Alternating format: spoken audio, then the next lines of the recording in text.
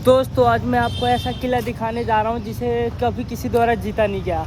अभी ये किला तो नहीं है, अभी मैं इस चौक पे हूँ, गोवर्धन दरवाज़ा। मैं हूँ भरतपुर में और आज है मेरा भारत भ्रमण का 44वां दिन। अब ये कुछ गोवर्धन दरवाज़ा है और यहाँ पे एक तोप है, इसके बारे में आपको पहले बता दूँ फिर आपको ले चलता हूँ।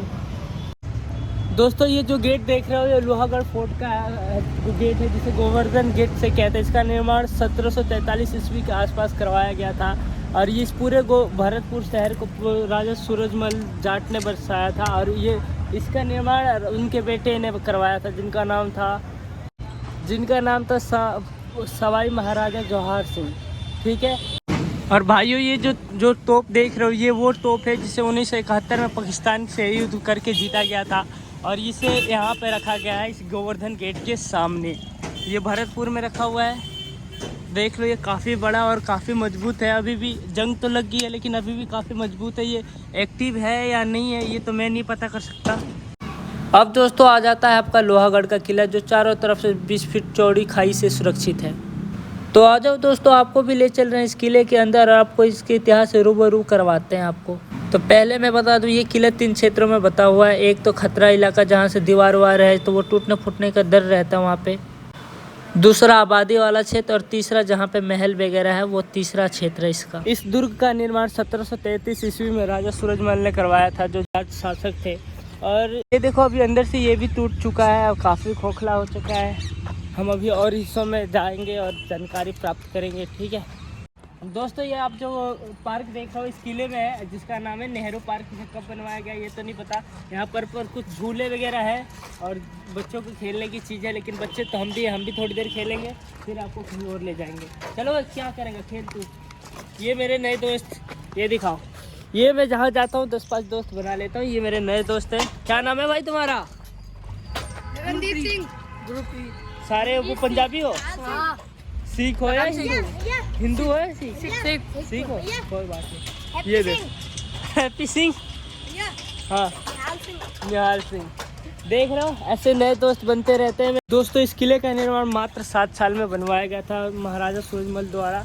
इसका दोस्तों ये भरतपुर किले में स्थित बिहारी जी के एक बहुत फेमस मंदिर है जो ब्रज क्षेत्र में शायद आता है।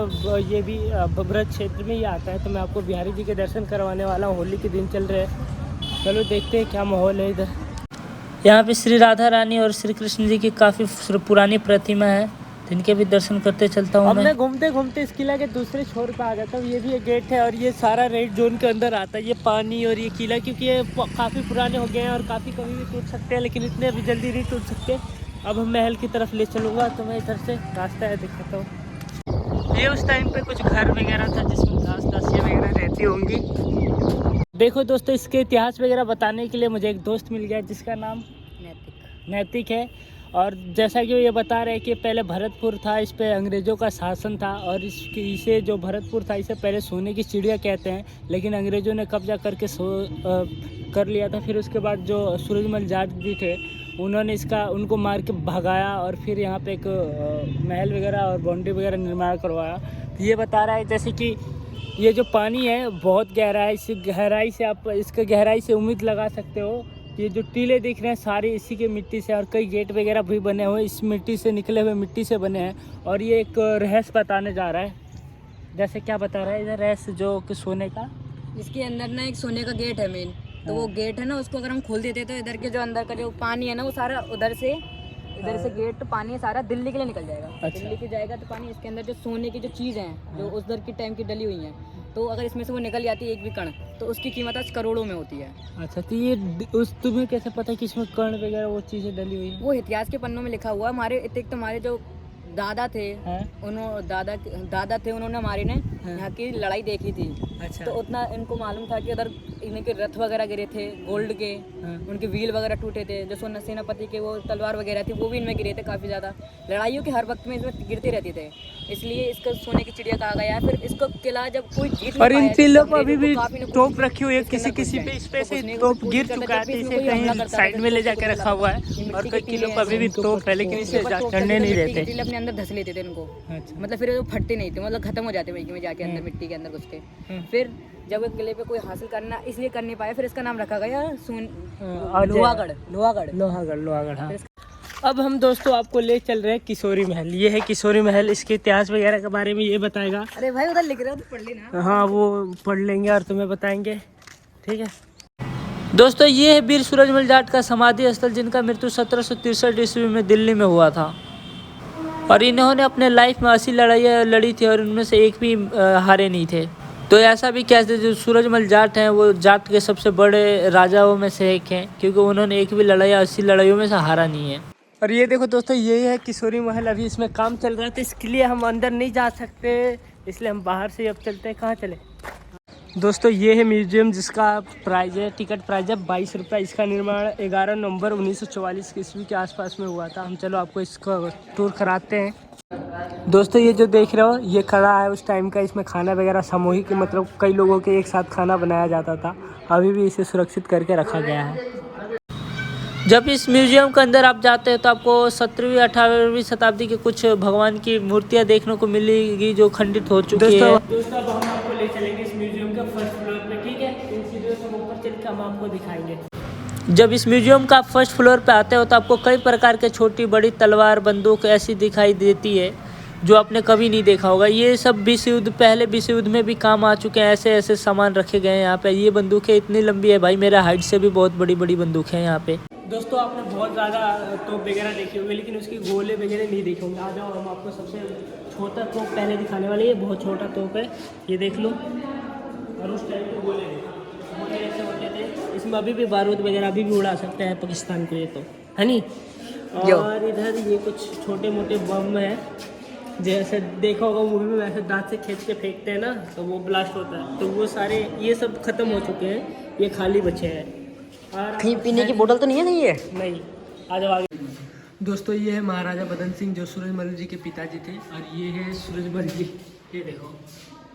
और सूरजमल के बेटे ये हैं महाराजा जवाहर सिंह, ये देखो। इन्होंने भी 3 बुर्ज बनाई है इस किले में। ये देखो उस टाइम के सोफ़ा सेट वगैरह। ये देखो उस टाइम का पंखा काफ़ी पुराना हो चुका है। और ये सोफ़ा है, ये टेबल है, उस पर खाना वगैरह डिनर वगैरह इनका लगता था। ये देखो मैं तुम्हें उस टाइम का गेट दिखा रहा हूँ। ये देखो कितना मस्त गेट है और कितनी कलाकृतियाँ की गई है, इस पर चित्रकारी की गई है। अंग्रेजों से प्रभावित लग रहा है, क्योंकि ये सारे अंग्रेज हमारे देश की रानियाँ नहीं है। ये एक ही बार में देख लो महाराजा सूरजमल के परिवार, उनके बलवंत सिंह, उनके बेटे, उनके भतीजे और उनको साथ में। तो उस टाइम के गोल्ड कॉइन थे, जैसे ये वो है बटन है, जैसे हमारे नॉर्मल बटन होते थे राजा सूरजमल के, उनके टाइम के बटन है ये। अच्छा, उनको लगाते थे शर्ट्स में अपने में। ये गोल्ड कॉइन है। और ये लैंप है, और ये छिपकलियाँ हैं। ये मछली क्या है, किस काम आती थी? डेकोरेशन के लिए काम आती थी। और ये डेकोरेशन है, ये पान का, ये तो मुझे कंफर्म ये भी पान का है। इसमें पान रखे जाते हैं और ऊपर बच्चे भी हैं, छिपकलियाँ भी हैं। और ये भी वही है, आप पान वाले ये। आपने कभी सोचा है कि जो पहले के जो वो थे सैनिक वगैरह, उनकी उनकी सुरक्षा कैसी होती थी? ये देखो उनके कपड़े ऐसे रहते थे इतने मजबूत, इनके पास ऐसी तलवारें रहती थी। ये सेनापति के वैसे है, सैनिकों के लिए ऐसे कपड़े सेनापति पहनते थे अपनी सुरक्षा के लिए। और मैं आपको साथ ही साथ भारत की सबसे बड़ी बंदूक भी दिखाने वाला हूँ, जो देखो ये इसी म्यूजियम में है। देख लो आपको ये कितना बड़ा है। इसे कम से कम चलाने के लिए 2 व्यक्ति जरूर चाहिए। दोस्तों हम आपको ले चल रहे हैं इस संग्रहालय के सबसे टॉप पे, और इससे हम आपको दिखाने वाले हैं भरतपुर की जो खूबसूरती है वो दिखाने वाले हैं। ये देखो इस म्यूजियम की कुछ खूबसूरती देख लो। और ये जो पूरा दिख रहा है आपको, ये है पूरा भरतपुर शहर है। और गांव किस साइड है भाई? ये पूरा भरतपुर है। पूरा भरतपुर है, गांव भी तो होगा भरतपुर में। और वो जो टीला दिख रहा है, ये टीला है जिस पर अभी भी तोप वगैरह रखी हुई है। और ये जितने भी अंग्रेज वगैरह जो तोप मारते थे वो ये चारों तरफ से थी। ये सारी जो उनकी तोप आती थी इस मिट्टी में घुस जाती, और इस प्रकार से किले की सुरक्षा होती थी। और ये जो आप देख रहे हो इसके अंदर है राजाओं का सिंहासन और बहुत पुराने पुराने कपड़े, वो पोशाक वगैरह है, तो हम वो दिखाने वाले हैं। ये उस टाइम की जो रानियाँ नीचे कपड़े पहनती थी वो कपड़े लड़के हैं राजा पहनते थे। ये ढाल वगैरह, तलवार, और ये सिंहासन है ना, जो राजा यहाँ पे बैठते थे। और ये सामने सभा लगती थी। ये तलवारी कपड़े तो वही है। और जो राजा के मेन कपड़े थे वो ये है, रातू पहनते थे है कपड़े को। इधर आपके पास में दिखा, ये है इस टाइम में उस टाइम के जेल जो इसमें कैदी वगैरह रहते थे। और कुछ तो नहीं, और इधर दिखा क्या घंटे वगैरह लगे हैं, इसका मतलब क्या हुआ? ये महल है ना। हाँ ये महल है। और ये उस टाइम का बाथटब है जहाँ पे रानियाँ नहाती थी और उनके दासियाँ वगैरह भी नहाती थी। ये काफ़ी बहुत बड़ा है। जब इसके ऊपर आप देखोगे तो अपने आप इसमें प्रकाश आती है, इसमें लाइट वगैरह की कोई ज़रूरत नहीं। अब जहाँ जहाँ भी हमारी नज़र जा रही है इसमें कोई भी लाइट वगैरह नहीं जल रहा है, ये ऊपर के प्रकाश से ही सब चल रहा है। दोस्तों ये जो बुर्ज देख रहे हो ये जवाहर बुर्ज है, और इसे जो सूरजमल जी के बेटे थे जवाहर सिंह ने, उन्होंने बनवाया था। इसके बारे में हम ऊपर चल के पता करते हैं, आ जाओ। जो देख रहे हो खंबा, ये लोहे का खंबा है, और ये पता है इन पे जितने भी जाट वंश हुए इनके सारे के नाम लिखे हुए हैं। चूरावंश में ये थे चूरावंश के, और इनके वंश में जितने भी राजा रजाए हुए हैं ना उनके सारे नाम लिखे हैं। मानसिंह, और ऊपर से नीचे तक इनके ही नाम है, बहुत सारे नाम है। जो ऊपर है इसके जो ऊपर वाला हिस्सा है इसमें कुछ इतिहास वगैरह लिखा है कि कब कौन सी लड़ाई जीती है इन्होंने और कहाँ कहाँ स्नान वगैरह करा है, तो वो चीज़ें है इसमें।